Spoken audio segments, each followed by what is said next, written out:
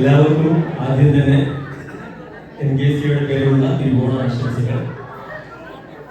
നമുക്കറിയാം, അത്തം മുതൽ തിരുവോണം വരെയുള്ള ഈ 10 ദിവസങ്ങളെ കുറിച്ച് ഓർക്കുമ്പോൾ നമ്മുടെ മനസ്സിലേക്ക് എത്ര പറഞ്ഞാലും തീരാത്തത്ര അതിമനോഹരമായ മുഹൂർത്തങ്ങളാണ് കടന്നു വരുന്നത്.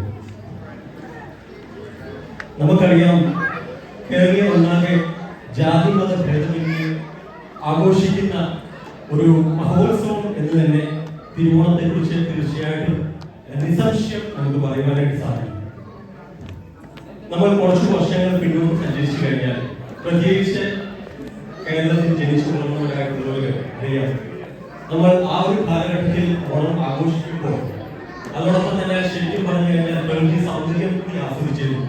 കാരണം പ്രഭാതത്തിൽ ഉണർന്നെഴുന്നേൽക്കുമ്പോൾ കാണുന്ന അതിമനോഹരമായ കാഴ്ചകൾ, കണിക്കൊന്ന പൂക്കൾ പൂത്തു നിൽക്കുന്നത്, അവിടുന്ന് നമ്മൾ നടന്നു നീങ്ങുമ്പോൾ വഴിയോരങ്ങളിൽ കാണുന്ന പലതരത്തിലുള്ള ചെടികൾ, പൂക്കൾ, തുമ്പികൾ, വളരെ ദൂരെ എവിടെയും നിന്ന് നമ്മുടെ കാതുകളിലേക്ക് ഒഴുകിയിരിക്കുന്ന നാടൻ പാട്ടുകൾ, ഇങ്ങനെ എത്രയൊക്കെ നമ്മൾ പറഞ്ഞാലും ഇതിനകത്ത് അതിമനോഹരമായ മുഹൂർത്തങ്ങളാണ് ഈ തിരുവോണത്തെ കുറിച്ച് നമ്മൾ ആലോചിക്കുമ്പോൾ നമ്മുടെ മനസ്സിലേക്ക് കടന്നു വരുന്നത്.